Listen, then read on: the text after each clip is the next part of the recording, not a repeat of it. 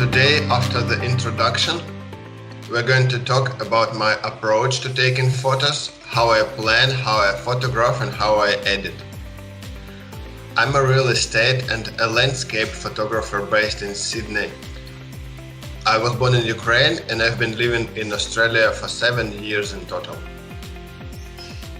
I bought my first compact camera in 2007 during my first business trip to Australia, and since then it evolved into a big part of my life.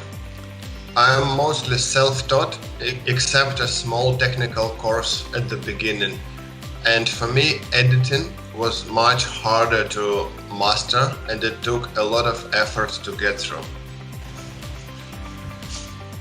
A few quick facts as we are looking through the photos. I speak 3 languages, Russian, Ukrainian and English. I'm not a full-time photographer. During the day, I'm a team leader and a software developer in the same company as Enrico, and I don't really want to become a full-time photographer for many reasons. One of them is that I shoot what I want and when I want, and I'm inspiration driven, and I want to keep it this way.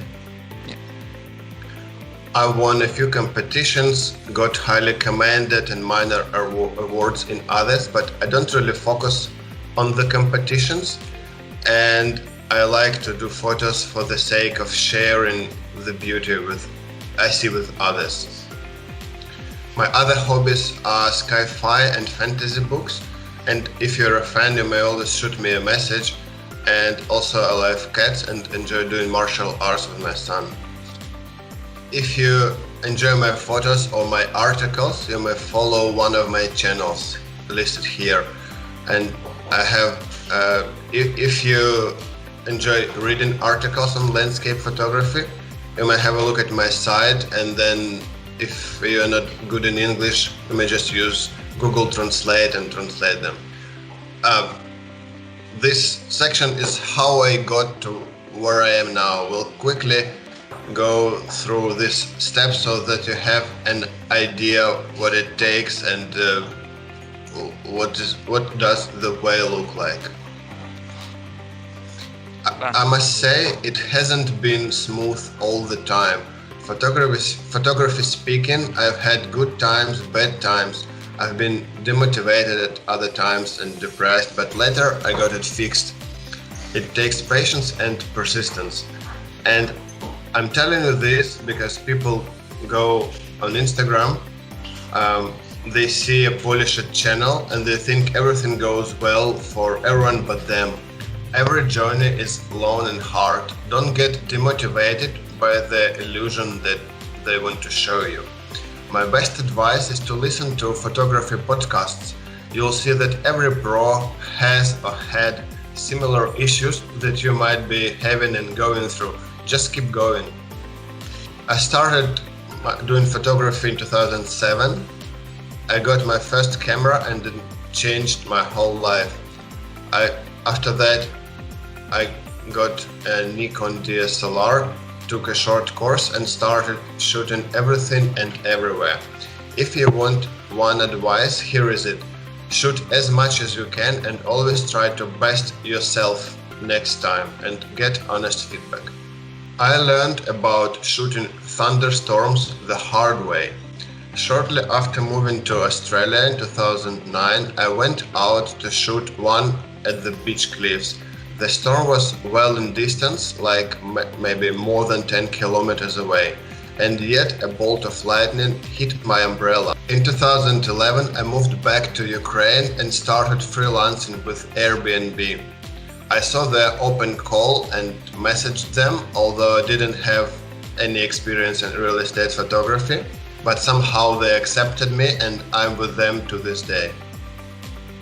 In 2015, I thought I had enough struggle with trying to edit landscapes like a pro. I looked around and bought a video course on editing by Sean Backshaw and spent several months studying. In 2017, I started doing workshops as an Airbnb experience. It has been awesome for practice. They bought me clients and all I had to do is do the teaching. In 2019, I became a brand ambassador of Hoya. They produce some of the best lens filters for a reasonable price. My kit consists of ND8, 400 and 1000 and also a polarizer filter. Here is my typical setup when I use a tablet. And today we're going to talk about my entire workflow and my approach. First section is what is landscape photography. First, let me show you a breakdown of landscape photography as I see it. Then we will go through each section briefly. And finally, I will show you some photos. In my view, landscape photo, you can break it down into three main areas. They are planning, technical skills or photo skills, and editing. Only when you have all three, you have a chance of getting great shots. Planning. Basically, this means you have to be in the right spot on the right time. And it may also include owning appropriate equipment like a tripod or filters or a lens. Photo skills.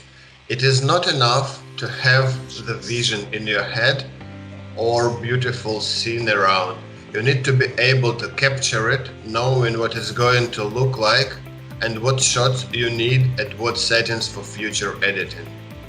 And finally, editing.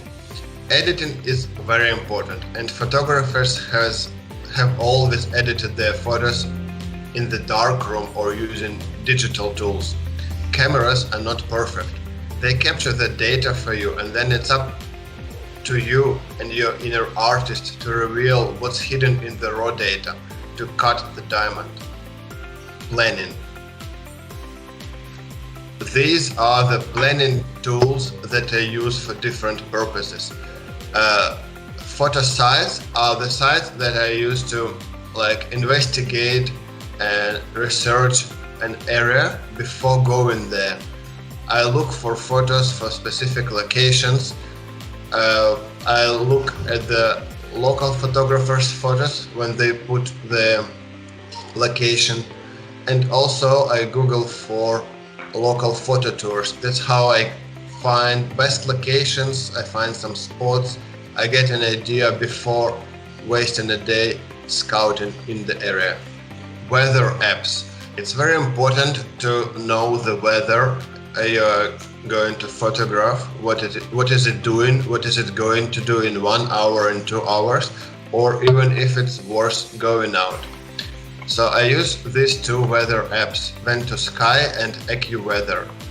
Vent2Sky is the paid app and AccuWeather is free. And the last part is maps and planners. So obviously I use Google Maps to see what this area is about, how to get there, where to park, how to go, all that. And I use photo pills for the actual direction of the sun, moon and Milky Way for any given day of the year. Here is an example of Vent2Sky.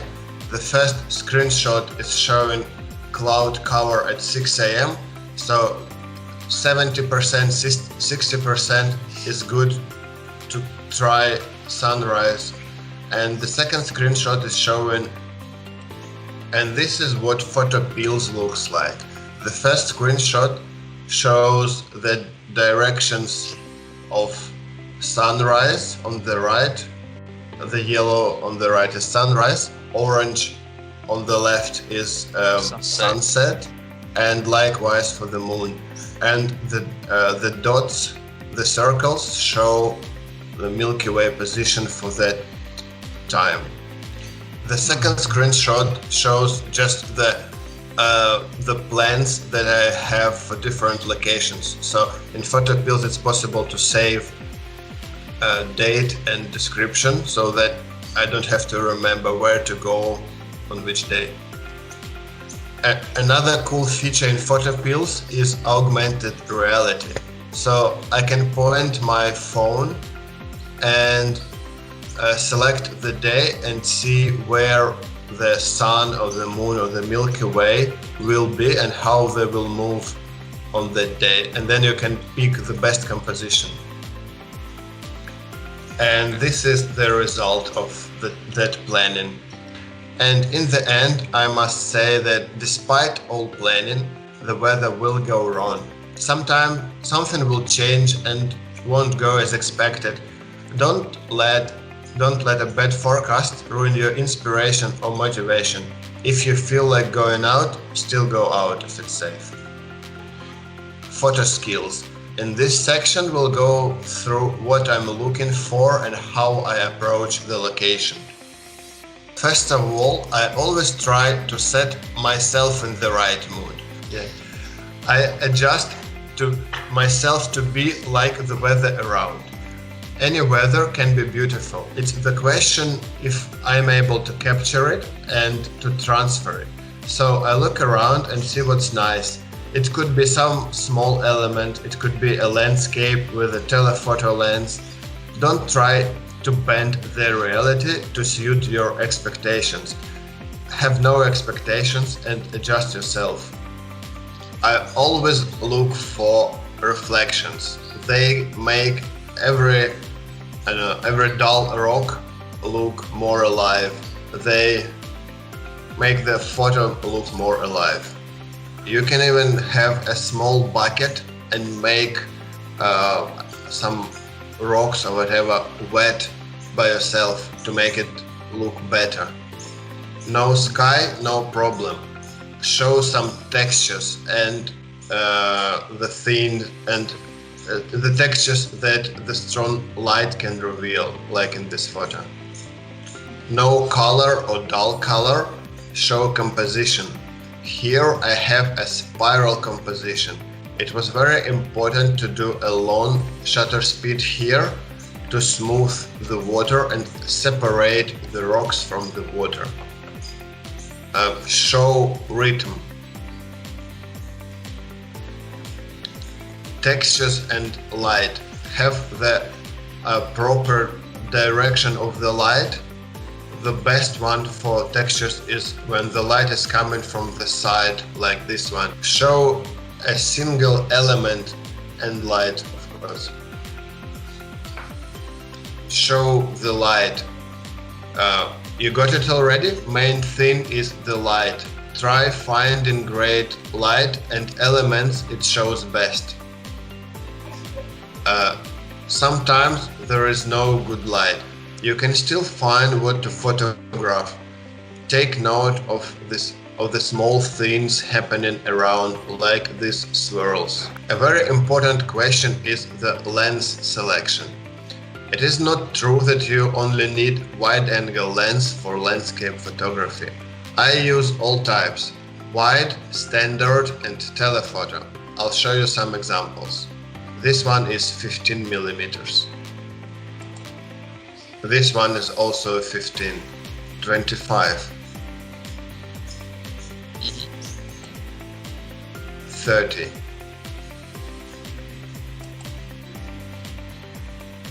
Both of these are 50 millimeters.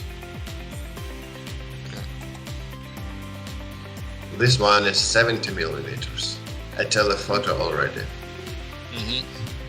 Okay. Twisted. Wow. 165. And finally 260. Seascapes shutter speed. Enrico asked me about the shutter speed that I use, so I thought the best way to explain is to show examples. The general idea is to have from half a second to 1/15th of a second for the flowing water, over 1 minute for completely smooth mirror water, and faster than 1/500th for freezing waves. And then These are only guidelines, so you experiment with everything in between. 1 divided by 640, Okay. 1 divided by 800, 1/5 of a second.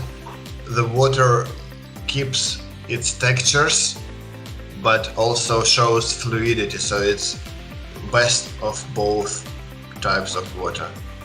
1/2 a second, a little bit longer for the receding wave because it's slower. 2 seconds, because I wanted these swirls to form. 13 seconds. And you see that the water does not have a lot of texture, but still looks like water from height. 30 seconds. It looks, it still has a little bit of texture, but otherwise it's very smooth. 5 minutes. Completely smooth water. Okay. Photo editing. So in this section, I'll give you a general idea on my approach and attitude to editing. Also, I'll show just a few of before and afters. In many of my photos, I edit close to reality as I saw it. It may be somewhat different to the actual conditions though. The fact is that our eyes and our brain are superior to any camera, and we have our own experience which we may want to somehow show. And I see nothing criminal in editing to what could have happened style. This means I don't have pretty clouds that okay, I'll take them from another shot. Or I'm shooting a seascape and I see one wave is nice in one shot, another wave is nice in another shot. So I'll combine them. Photography, in my view, is an art, and we are artists, especially when it comes to landscape photography. There are some kinds of photography where it has to be documentary, like sports, war, journalism. But other types are quite artistic, and if we don't leave our artistic footprint in our art, then we are limiting ourselves. The main idea here is to make a photo believable. Like, if anyone starts doubting, then it's a fail. If you do silly mistakes like shadows on the wrong side, or non-matching colors, or visible blending, or size mismatch, then it's unprofessional.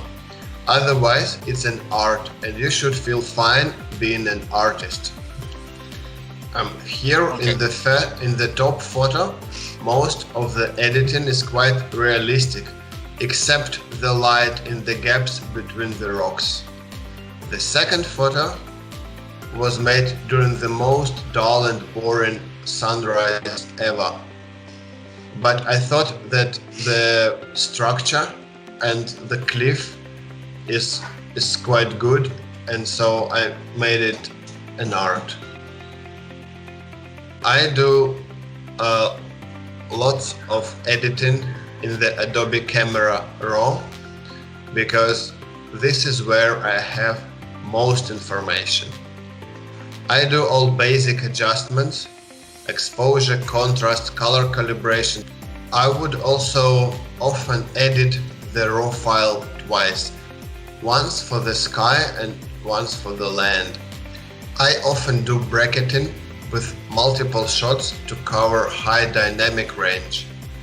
Then I do lots of editing in Photoshop as well. In Photoshop, I use luminosity masks. A typical landscape photo takes me anywhere from 1 to 2 hours start to finish. Once you start editing every photo for 2 hours, that's how you learn to delete your substandard photos and edit only the best ones, and then you learn how to photograph less. And this was my last slide, so this is where my presentation finishes, and now we can get to questions if anyone has any questions. And thank you everyone for listening.